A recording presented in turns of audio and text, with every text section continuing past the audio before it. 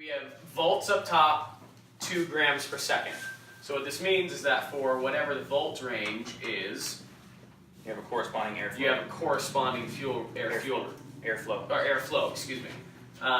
You know, your sensor should read basically, what is the 0 to 5. 0 to 5, yeah. But it's actually 0.95 or whatever. 0.5 to 4.5. Yeah.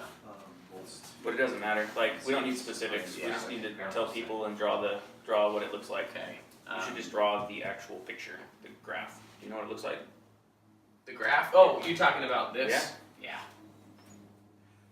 There you go. Okay. And then it represents it as a graph down Minutes. below. We Units. have minutes. Yeah. Units. Or units. It's like minutes. What is he talking about? Volts on bottom, grams per second on y-axis. Everybody know how a MAP sensor works? That's what I was going It's to a say. resistor, yeah. but it doesn't really matter, right? Well, it does matter. I mean, You're it's talking about voltage, and exactly. nobody, if they don't know how this works, All that matters is that it Exactly. corresponds to a particular airflow. It doesn't. But- They don't need to know there's a resistor and it gets cool. we don't need to talk about resistors. All we have to say is that your I like to know how shit works. Okay? sensor, your sensor has a tip on it. Your sensor has a tip on it that's supposed to stay at a certain temperature, and it's in your it's in your intake track. Okay, so as air passes by that sensor or that tip that's supposed to maintain a certain temperature, it cools it off. So it has to give it more voltage to keep it at that temperature. However much voltage it gives it, we are defining what that amount of voltage to keep it at the temperature it should be at means as far as grams per, airflow into the motor. So we could tell it that it means 0 across the board because we're calibrating what it tells us is happening or what it's reading, and it would take it. That's why it's so important to what? We would never do that. You would never do that. You would never do that. Ever. Yeah.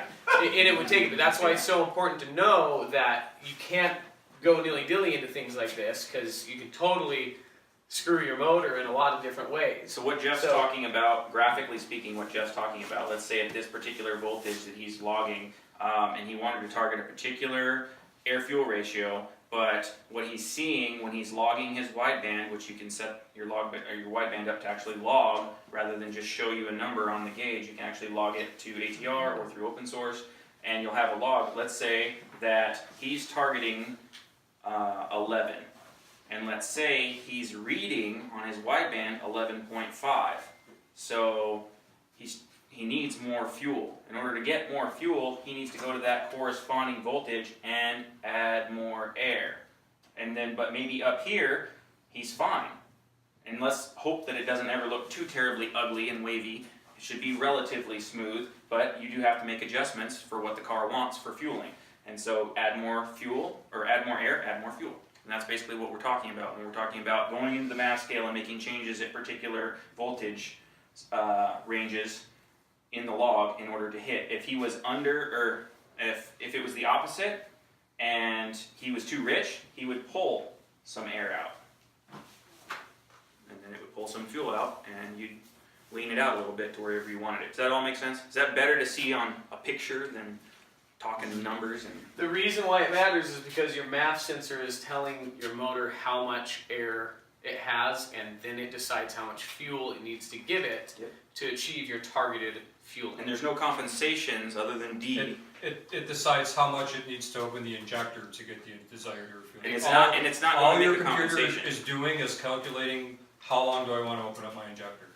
That's So what it's doing. in closed loop, it'll help you out, and it'll fix itself with those fuel trims. In open loop, it won't do that. Right. You need to dial it in.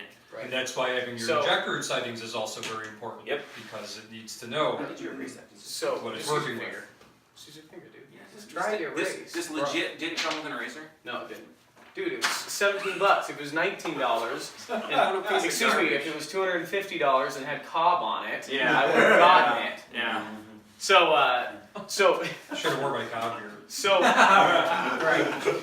So once again, it's just extremely important to know that if you have too much fuel in an area, you need to reduce Continue. I have a private conversation. Jeez Louise. Sorry. Put the phone on. Man.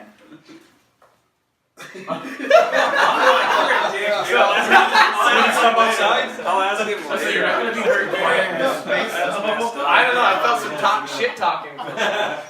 Anyway, sorry. Write it on my hand. But now I'm all flustered. Yeah, me it's, too. it's correct.